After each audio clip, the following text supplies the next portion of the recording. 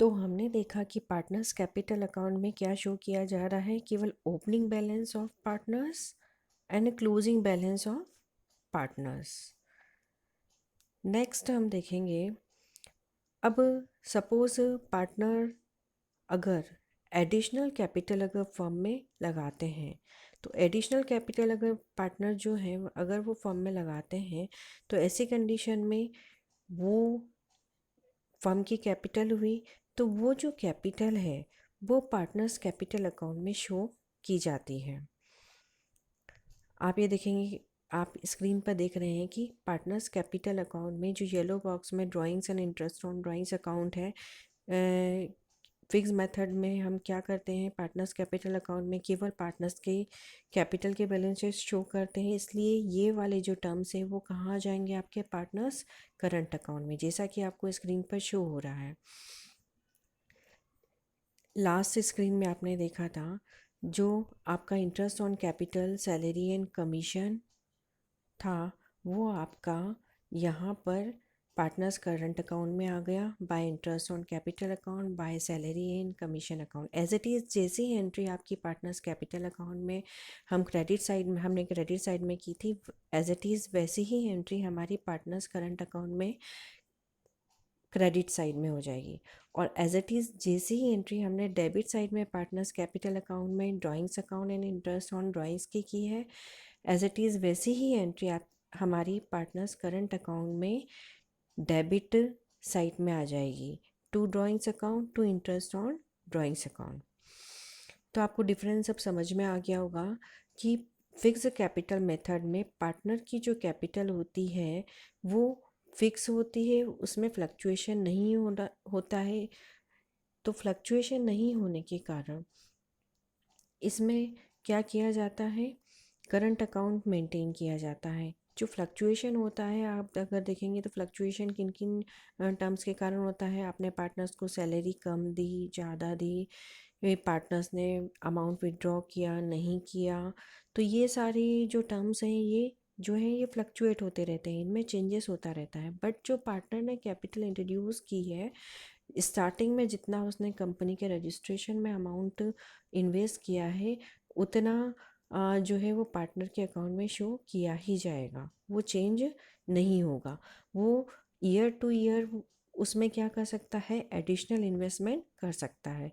तो अगर फर्म ने एडिशनल इन्वेस्टमेंट किया है तो वो फिर आपका पार्टनर्स कैपिटल अकाउंट में शो हो जाएगा बाय बैंक अकाउंट।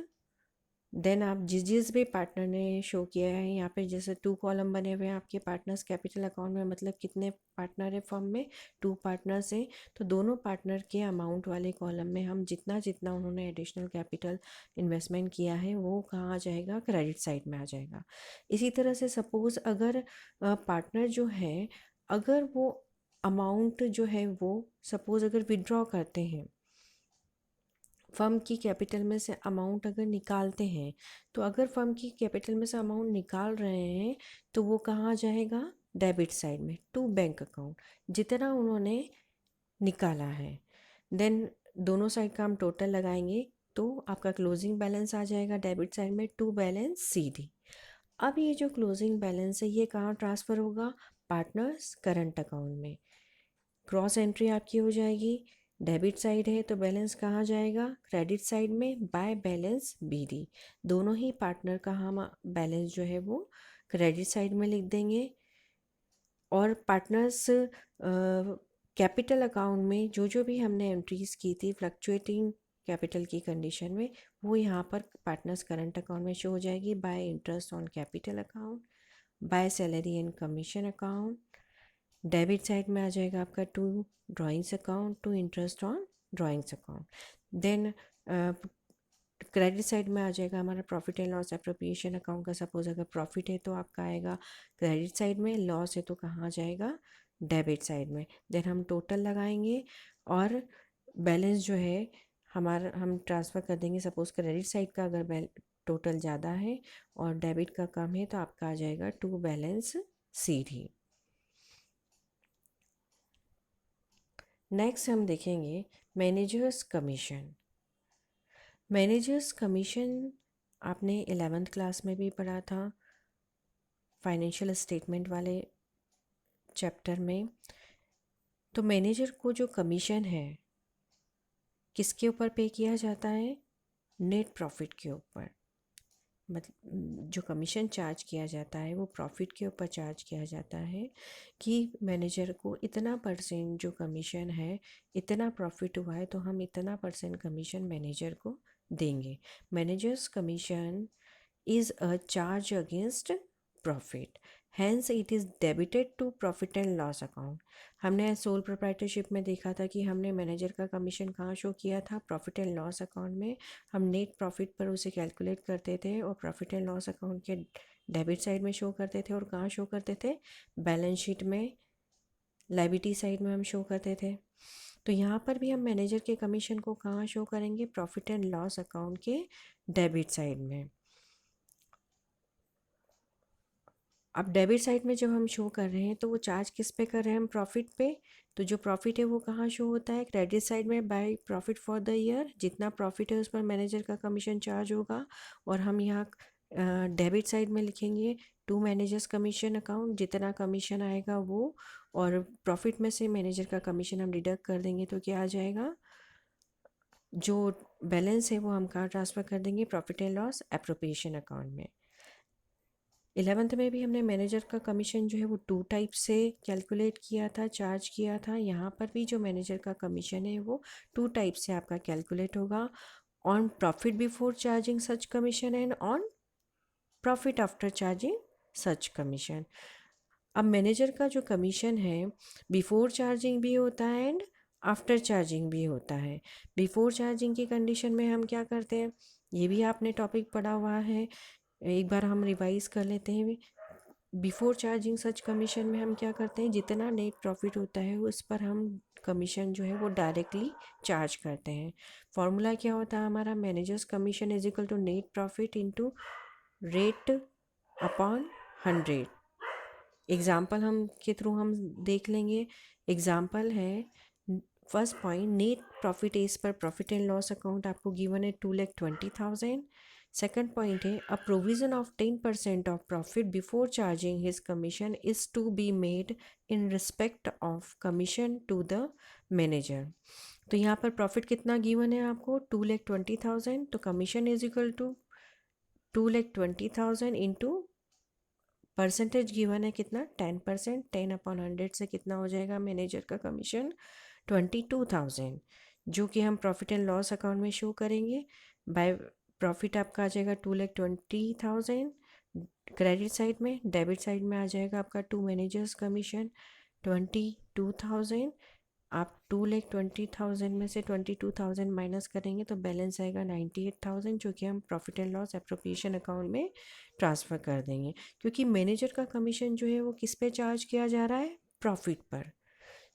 तो प्रॉफिट जो है वो एप्रोप्रिएशन अकाउंट बनाने से पहले वाला प्रॉफिट, मतलब जो हमने प्रॉफिट एंड लॉस अकाउंट बनाया है उसके नेट प्रॉफिट पे हमें क्या करना है?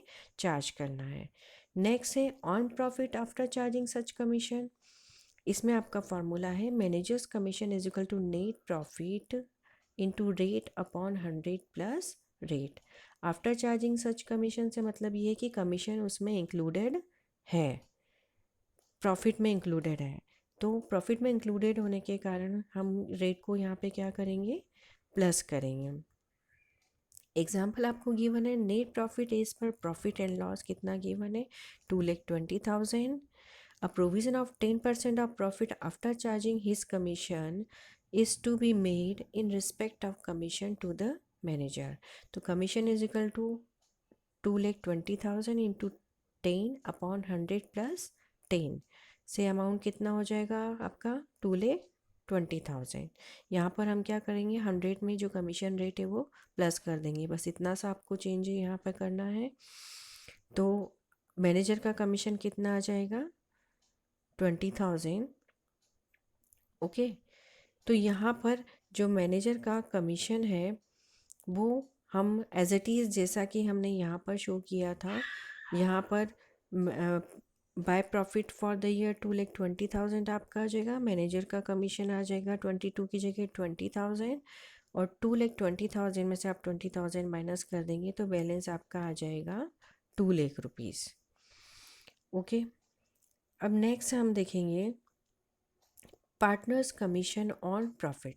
जिस तरह से मैनेजर का कमीशन होता है उसी तरह से नेट प्रॉफिट पर पार्टनर्स को भी कमीशन दिया जाता है। ये भी इसी तरह से 2 टाइप से चार्ज होता है, on profit before charging such commission and on profit after charging such commission as it is managers commission. On profit before charging such commission में उसी तरह से यहाँ पर क्या करेंगे, प्रॉफिट पर डायरेक्ट रेट से हम पार्टनर्स का कमीशन कैलकुलेट करेंगे, जैसा कि हमने मैनेजर्स कमीशन में किया था। तो फॉर्मूला वही आपका, commission is equal to net profit into rate upon 100। Example हम देखेंगे। फर्स्ट पॉइंट है net profit as per profit and loss account 2,20,000। Second point है a partner is to be allowed a commission of 10% on net profit before charging his commission. तो net profit कितना है, 2,20,000 का 10% से commission हो जाएगा 22,000। तो profit and loss appropriation account में एंट्री हो जाएगी आपकी by profit and loss account 2,20,000 to partners commission 22,000।